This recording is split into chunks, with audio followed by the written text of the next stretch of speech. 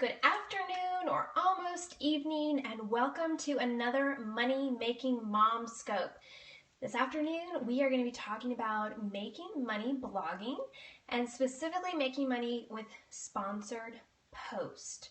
So if you don't know what sponsored posts are, you hopefully will find out from this scope. And if you want to find some more practical ways to earn money as a blogger, this is the scope for you.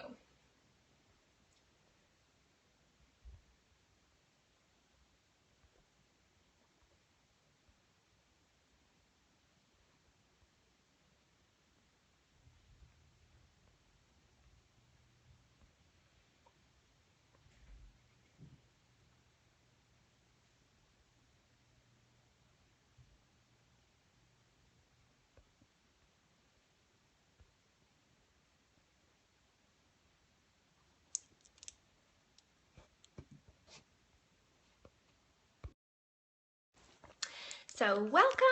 We had to, again, block some trolls. It's better for me to just do it from the get-go instead of trying to do it in the middle.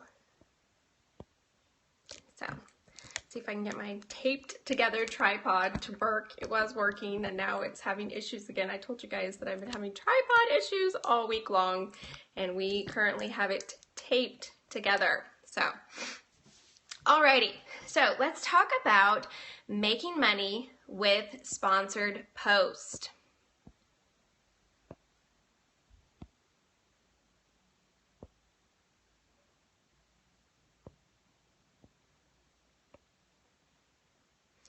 Get a music stand, yes.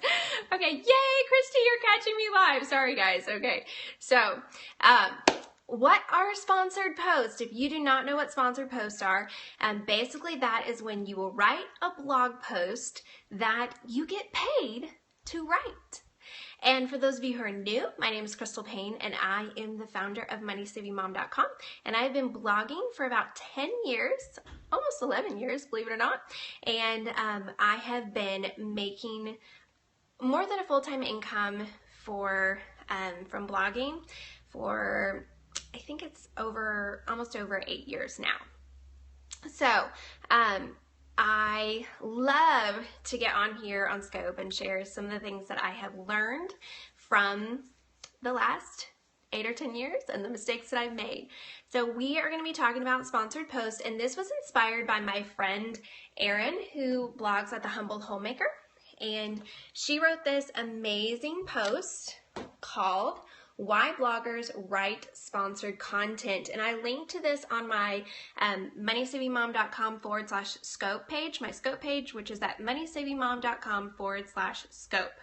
You did your first sponsored post. Yay, Christy. Yes, so humbledhomemaker.com is her site. And now, of course, my computer all of a sudden decided to freeze up because that's what it does when I get on Scope. But anyway, she wrote this amazing post that I can't show you because my computer is frozen up, and it's on sponsored posts and why bloggers would write sponsored posts. And it really inspired me, and I thought, you know what, it would be great for me to come on and share with you what I have learned about sponsored posts and some of my thoughts on why I do them, what they are, how it works for me, and kind of what you need to know when you consider the whole idea of sponsored posts. Okay, so we will see if I can get my computer to, I wanted to show some examples, but we'll see. Okay, so I kind of think the word sponsored post has kind of had some negative connotations, and that would be that it sounds almost icky. Like, a lot of times what we used to think of as sponsored post would be a company coming to you and saying, put this entire post on your site exactly as it's written. So you put the entire post on your site and you just post it as is.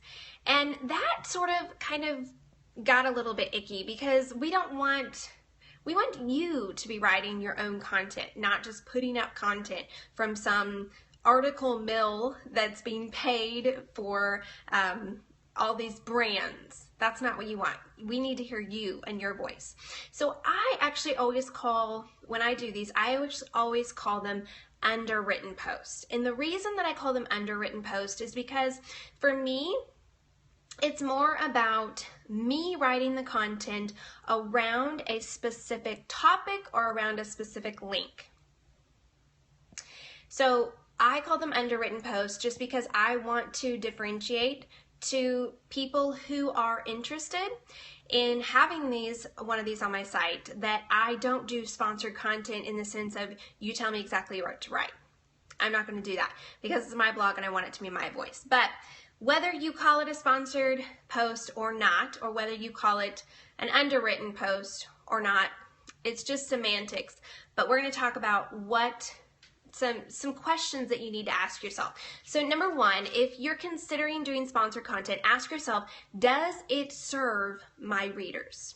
Does this topic serve my readers? Is it valuable information and content? So if a company comes to you and they want you to post about something, ask yourself, does this serve my readers? Is this valuable content and information? Is this a great deal or offer? And that's going to serve my readers. Or maybe it's a giveaway and that's going to serve my readers. I've done different things over the years as far as sponsored content goes, and it really will depend. So if a brand comes and they contact me and they say, we want to have a post on your site, I will see if it's a brand that I'm even at all interested in working with. So for instance, a lot of times it will be credit card companies and mortgage companies. Well, I'm not going to post about that because I don't promote credit cards. And I've never had a credit card, and I hope to never have a credit card. And we don't promote mortgages and loans. So those are companies that right off the bat, I'm not even going to consider them because it's not something that's in line with my brand. But if it is then a company that I feel like, okay, it could possibly be in line with my brand, then I'm going to see, what do they want me to post about? And a lot of times what they'll ask for, yes, they obviously read my blog, Stacey. I love it when these places write in and they're like, we just love your blog. You have an amazing blog. We've been following you for years and years and years. And oh, by the way, would you write about why you love credit cards? And I'm like, yeah, you've totally been reading my blog. Totally, I can tell. So yes, it's people crack me up. But anyway, so ask yourself, does this serve my readers? Is this valuable information? Is this valuable content? Is it a great deal or offer or a giveaway? Number two, I already went into this. Is it a topic in line with my brand? So think about, is it in line with your brand? So credit cards obviously are not in line with my brand. Now, other people, you can write on credit cards all you want. One time I did an underwritten series, it was supposed to be, with Visa prepaid cards. And my readers did not like that. And so it was actually supposed to be a 3-part series. My readers didn't like that. And I ended up giving the money back to Visa and saying, I can't do the other 2 posts because my readers just aren't into this. Even though it's a prepaid card, they just don't like it. They don't like a prepaid card. They don't want me to talk about prepaid cards. So sometimes I think it's in line with my brand and my readers will let me know that it's not in line with my brand. And so sometimes I have to give the money back. Is it in line with your brand? So for me, because my site is MoneySavingMom.com, I'm not going to post about something that it's this really expensive jewelry or really expensive clothes or really expensive whatever, or something that's super extravagant. I've gotten asked to go on cruises. I've gotten asked to go to Mexico. I've gotten asked to review resorts and things. And I'm like, well, if you want to give away an all expenses paid trip to Mexico to one of my readers, I can run a giveaway for you. But I'm not going to go there and post about it. That doesn't serve my readers. It's a free trip for me, so that sounds cool, but that doesn't serve my readers. I'm not going to do that because that's not aligned with my brand. Now, for other people, if your blog is about vacations and travel, you can totally go to Mexico and do that review, and that's in line with your brand. But you have to ask yourself, 1, does it serve my readers? And 2, is it a topic in line with my brand? So one of the, to give you an example, so just today, right before I went on Scope, I put up a post, if I can get my computer, I had to restart my computer. I put up a post from this site called CrateJoy. And I'd actually never heard of it before, but they came to me and they asked me if I'd be interested in doing an underwritten post for them. And at first, kind of what they proposed, it wasn't a good fit. But then they came back and they proposed something else. CrateJoy is a subscription service. They allow you to set up subscription boxes. So, you know, for instance, if you're familiar with Stitch Fix, if you're familiar with, I think it's Ipsy, that's the makeup subscription service. If you're familiar with Tinker Crate or Doodle Crate, those are all where they send you a box every month of something, whether it's clothes or makeup or kids crafts or whatever. They're a subscription box service. Well, CrateJoy actually helps you run your subscription box service. So it's for someone who wants to start their own subscription box service. So I did this post on MoneySavingMom.com with CrateJoy, and I at first wasn't going to do it, but then they came back and they said, what if you were to feature someone who's been successful using our service? Would that be a good fit for you? Well, I thought about it and I was like, you know what? I a lot of times post about different ideas of ways to make money. And so this might be something that would be a good option. So I went back to them and I said, well, could I interview a person who's successful? Could you send me a sample box? Could you send me pictures? I wanted to really research it out and make sure that I felt comfortable with it. So I did, and the final result was today. It's called, you can see, here's how one woman built a successful subscription business, and how you can too. And it goes through and it tells her story of how she built this successful subscription business. And really for me, it was to challenge and encourage people to think outside of the box. And no pun intended or pun fully intended, but sharing her story, and then also at the bottom then saying, do you have an idea of a subscription box service that you would like to start? Well, check out CrateJoy, because they offer kind of a turnkey service for being able to start your own subscription service. So if you see how that turned out to be a good fit for my audience, because it was serving my readers, it was giving valuable content, it was an inspirational story. And so it was in line with my brand. But so much of the time I say no, because had I said to them, hey, you know, can I interview someone who's been successful? Can I tell their story? Can I do it like that? And they said, no, we just want you to post about how CrateJoy is so amazing. Well, I've never used CrateJoy and I'm not starting a subscription service. So it would not be in line with my brand to do this post on how CrateJoy is so amazing, because I haven't used them. And so thinking about, does it serve my readers? Is it a topic in line with my brand? And then 3, will I enjoy writing it? This is something that I've become much more, much more important to me, because I don't want to spend my time just cranking out blog posts because that's what I've committed to. I want to really focus on those few things that are going to spark joy for me, as we've talked about with the life-changing magic of tidying up. So will I enjoy writing it?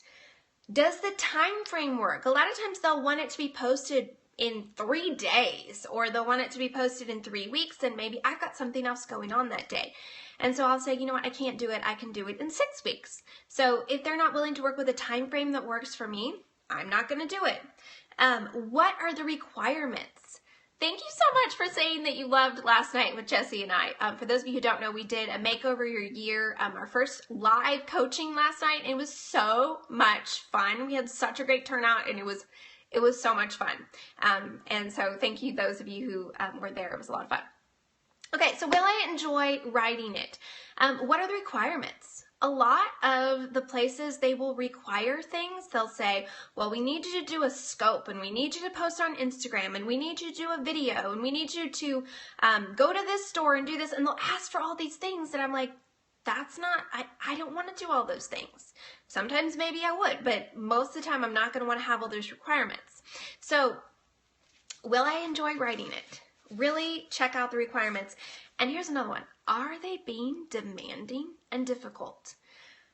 If a brand is being very hard to work with, I ain't got time for that.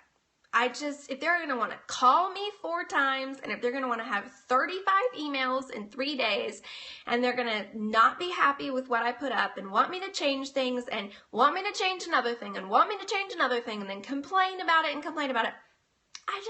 it's not worth my time, and I'm not going to enjoy that. And so if from the get-go, I kind of sense that if they're demanding, they're like, we want to get you on the phone and we need you to do this and that's not good enough, I'm just going to say, you know what? It's not a good fit, because I know that if I say yes, they're going to just start being demanding and I'm not going to enjoy it, and I'm going to wish I hadn't said I would do it, and it's not going to be worth my time. So, number 1, does it serve my readers? Number 2, is it a topic in line with my brand? Number 3, will I enjoy writing it? And number 4, is the pay worth my time? Yeah, life's too short for that. I know, life's too short for that.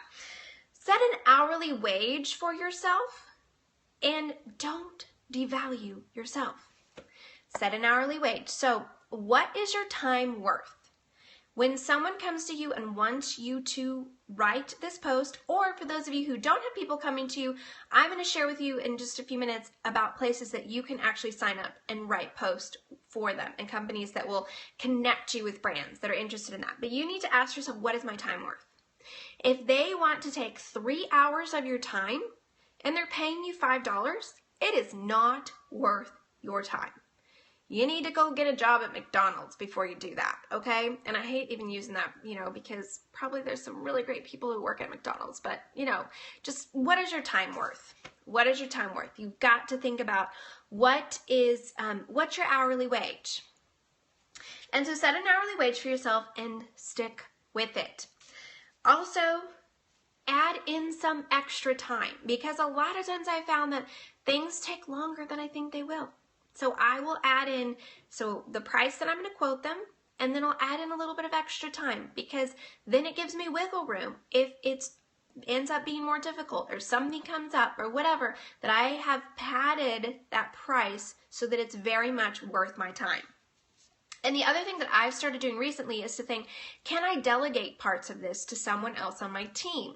So a lot of you probably don't have a team, but for those of you who do, you can think, are there parts of this that someone on my team can do? So now I am only signing off on the request. So someone else is engaging in email exchanges about actually selling this sponsored post or underwritten post on my site, and they're getting all the details and information, and then they're running it by me. Then once they've run it by me and we've signed off on it and we've sold it, then we hand it off to someone else on my team, and that person actually is the one who gathers all the information. So there's certain things, we need certain links, we need certain graphics, we need certain information, certain write-ups. They get all of those details taken care of. And they get the money, which is important. We do not post anything until we've actually been paid, because a lot of places, unfortunately, will seem really legit, and then they don't pay.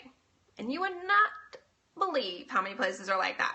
So hand it off to that person and she gathers all the stuff. And someone says it seems really overwhelming.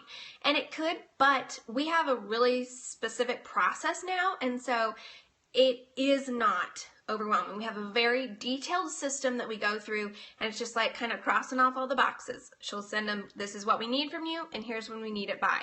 They send it to her, she makes sure that she has all the information, she sends it to me, I look over it, and I usually then send it to my other assistant, and then she gets it all ready for a post on my site, and then I will go in and I will tweak that post. So for instance, the post that I did today that I talked about with Crate Joy, she went in and she put the pictures. You can see this on MoneySavingMom.com. She put the pictures, she took I had sent the interview questions, but then she took that and she kind of put it all in a post for me. And then I went in and I took pictures of the box that they sent to me and I added that in. And then I added some of my own commentary to the interview and the questions. So all in all, it probably took me maybe a total of an hour of my time. And that was me signing off on it. That was me seeing all the information, and that was me tweaking the post. Now, a lot of times we've gotten it down to where it will only take me 30 minutes of my time, or sometimes even less than that, because we have this system. And so, just to be super honest, so we charge $2,500 per post. So if I am spending, I try to spend no more than 2 hours of my time, and then my team no more than a few hours. Turning off the locations will limit the trolls. I shouldn't have my location on. So if I have my location on, that's an accident, but there shouldn't be any locations on. Anyway, unfortunately the trolls are coming because Periscope has been featuring me as on the trending list, and when they feature me on the trending list, you just get a whole bunch of new followers, and unfortunately a lot of them are trolls, and it's just part of the thing. So, yeah, location is not on. Okay, good. Yeah, yes, if you want to attract the trolls, turn your location on. That's definitely. Okay, so we charge $2,500 to do one of these posts on my site. That also includes the social media post, and that also includes, a lot of times we will boost it as well on Facebook, so we pay to boost it ourselves just so that there's a lot of engagement on the post. So, but if I only spend 30 minutes on the post, 30 minutes to 2 hours, and 2 hours is max, and I usually don't spend that much, then you think that's a really good hourly wage, because I'm paying then people on my team to also do, you know, a few hours of work as well. But when you divide that up, that's a really good hourly wage. But we have to consider all the different things that our fee covers, and like someone said, and so for us, that has been, it is a good deal for the companies. And it's a great deal for us because we have a good system in place. I'm going to go turn on my light because it's getting really dark in here. And then I'm going to show you about some suggestions on ways where you can get started with underwritten posts. So hang tight just a minute.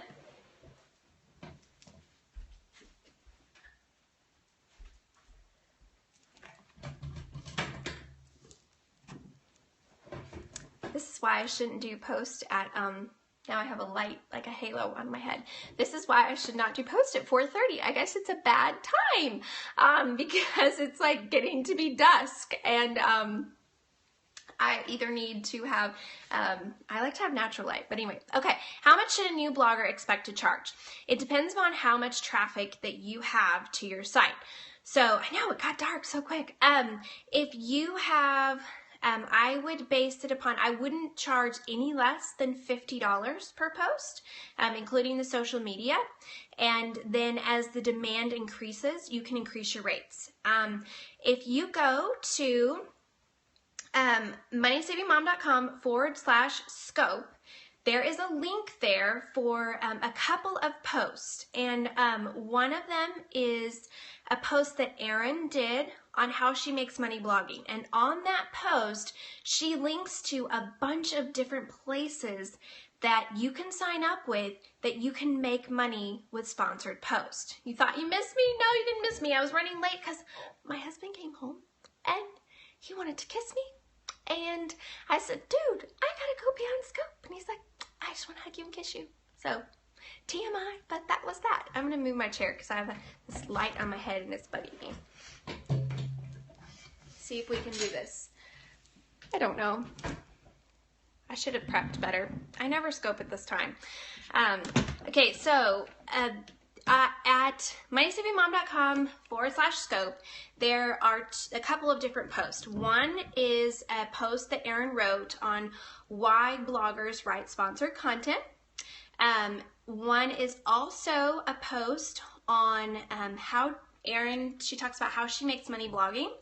And then there's my series on how to make money blogging. On Erin's post, on her how she makes money blogging, she has, I'm going to double check that it's on there. She said it's called How I Make a Full-Time Income Blogging, and I will show you She talks about ad sales and ad networks and your own products.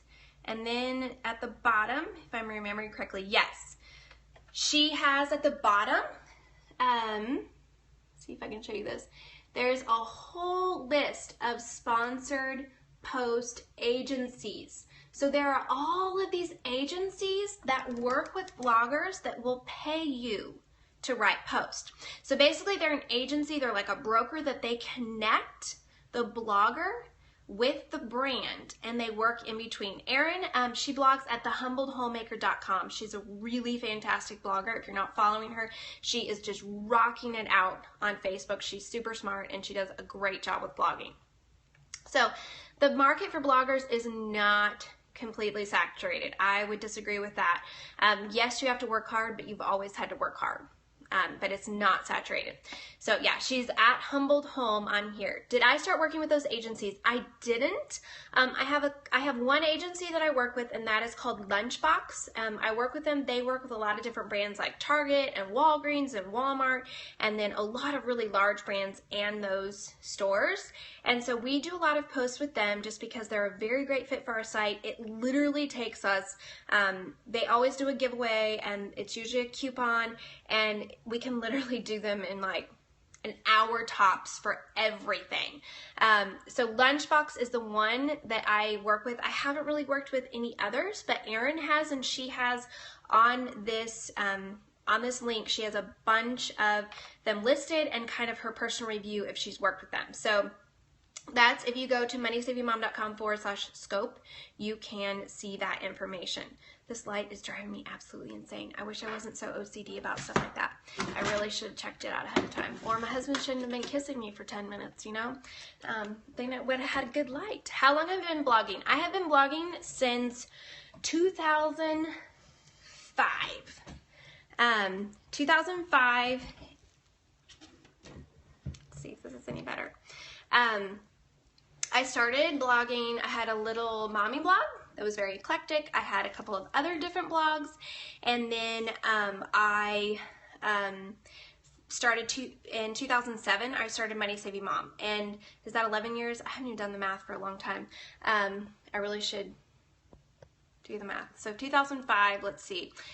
Yeah, so, well, it was 2005. I'm trying to think when in 2005. We're coming up on, it's going to be 11 years really soon.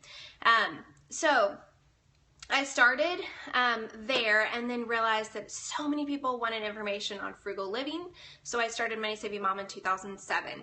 And I had 3 blogs for a while. I had a blog called Mom of Littles. I had that was just for moms of littles. And then I had my blog that was more for Christian women. And then I had Money Saving Mom. And that was way overkill. Do not try to have 3 blogs, especially if you have 3 little kids. That's just dumb. So learn from what my lessons and my mistakes, and just don't do it. You followed me in 2008. Wow. Okay, a scope on how you handle giveaways. I can answer it right here if you have specific questions. We have 2. This kind of goes into sponsored posts, so I can totally answer that. Money Saving Mom started with, was it a pink pig? I thought it was a green pig. I think it was a green pig. The best one was people would like send me things like jewelry and stuff with that green pig on it. And I was like, yeah, not that attached to the pig. Hope none of you from Scope sent someone to me, or I'll be embarrassed. So as far as giveaways go, we have two different kinds of things that we offer. One, we offer giveaways for free. So if you want to give away a product for free and do a free giveaway, then we will do that. We have very specific requirements. We don't do digital products. The post will go up kind of like within a time frame, but not at a specific time. So we don't do a lot of guarantees with the free giveaways. We might, and I might do a little bit of a review for the product. I might not. And so there's not a lot of guarantees. We might post it on social media, we might not, but that's free. We don't charge for them. We just ask for $250 worth of product, and they have to send a review product to me so that I can make sure they're legit. Which sounds weird, but we found that if people are unwilling to send a review product to me, they do not usually then fulfill the actual giveaway. So what has happened in the past is they're like, oh, I'm so sorry, we didn't get the free product to you, we're sending it, oh, don't worry, like, we're sending it, and then they never send it. And I go ahead with the giveaway because they're like, come on, can you do the giveaway and all that? Well, then what happens, and this has happened multiple times, is then when it comes down to them fulfilling the giveaway for the people that we ran the giveaway for and they won, they won't send the product. And so guess what ends up happening? I have to pay out of pocket, either send the people a Visa gift card, a prepaid card for the amount that they won, or try to find a comparable product and send it to them. And so it's just a big hassle and headache. So we have just made it where we don't do giveaways unless they send a review product. It also has to be a product that I feel like is in line with my brand. Like, I'm not going to post lingerie or something that's not family friendly. I usually don't do books because I feel like I've had to have read the book and love the book. I usually don't do digital products because there are just so many people that want to give away digital products and I just can't fulfill them all. So we have kind of strict guidelines of what we'll do for the free giveaways, and we don't give a lot of guarantees for that. We also have then what we call a featured giveaway, and this is where someone has paid for the giveaway. And again, it's $2,500, but they will get to guarantee what day it will go up.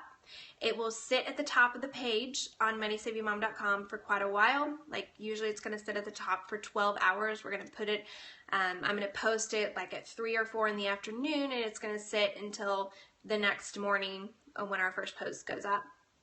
And then they also will get all the social media posts. So I'll post on Pinterest, we'll post on Facebook, usually boosted on Facebook and on Twitter. And then they can also collect email addresses. We don't collect any email addresses off of our giveaways. We have a form through SurveyMonkey that it's just name and email address. That's what we do. We don't collect any addresses other than to tell somebody that they won. We don't do anything with those. But if they want to pay for a feature giveaway, we will send people over to their site and have them fill out a form over there that they can collect the email addresses. So basically with the featured giveaways that are the paid giveaways, they have a lot more options and a lot more guarantees. And the reason that is because we can, it makes it more worth our time to put in the effort to do that, and so we feel like we can offer them the guarantees if they've paid the money. But again, I am very picky about those, and I say no all the time. It has to be in line with my brand. It has to serve my audience. It has to be something that I feel very comfortable promoting, and it just has to be a win all around. So that's what we do with giveaways. Stacey, if you have any other questions, feel free to ask them. I don't know if I answered your giveaway, but again, we have a very good system. Amy, who blogs at amysfinerthings.com, I think that's her site. I always forget whether it's the Finer Things in Life or Amy's Finer Things. I think it's amysfinerthings.com. She changed her name in the middle of when we were blogging friends, and now I can never remember. But anyway, she takes care of handling all the giveaway stuff, especially the free giveaways, and scheduling that and getting all the information, and does that. So she has a really good system. amysfinerthings.com. Thank you. What about sponsored videos? I have not. I'm trying to think if I've done sponsored videos before. I did one. I think I did one with Crock-Pot one time, and they just wanted me to do a little recipe. And so they asked for a 1.5-minute video, and so I did a video, showed a crock-pot. I mean, I love crock-pots, and did a little recipe video, and I did that. And so it was kind of the same thing as we would offer for the other, like, now probably if somebody wanted me to do, unless it was a video that I would be really easy for me to do, but if they wanted something more in depth, or they wanted it on Facebook, or they wanted it on YouTube or whatever, I would probably charge them more than our regular rate because it would take me more time. Someone asked about pitching to companies. I would start with, if you go to MoneySavingMom.com/scope, there's a link there for Erin's post, Erin from the Humbled Homemaker, and she did about how she makes full-time income from blogging, and she has a long list of sponsored post agencies that you can sign up with. I would start with that. And then once you feel good with that and comfortable with that, then if companies are coming to you, maybe they want to buy an ad on your sidebar or work with you in some way, then that would be where you would start pitching to them. And I would have kind of like, here's the 3 things that I offer, and here's what my prices are. And I would start with that. And then for us, companies have just come to us. But I'd start with going through the agencies first and get your foot in the door, know what works for you, feel really good about how it works in the system and what is a good fit for you, and how much time it takes you, what you feel like is worth your time before you try to do it on your own. Because there's these agencies that are making it so easy to connect the blogger and the brand, so you might as well work through them. How much to charge based on page views? For CPM, that would be for ads on your sidebar. I would say that you need to charge at least 50 cents per 1,000 views, and I would go up from there because a lot of times you can make somewhere between $3 and $4 per 1,000 views. For these types of posts, I think it really depends because I know some bloggers that are charging $1,000 and they don't have a huge audience. They're charging $1,000 for a sponsored post because it does well, and they can charge that. So I would start with at least $50 per post, and then I would go up from there. But if you work with the agencies that I talked about, they will kind of give you a ballpark range that you should charge. And that can kind of help you to decide what works for you and what's worth your time.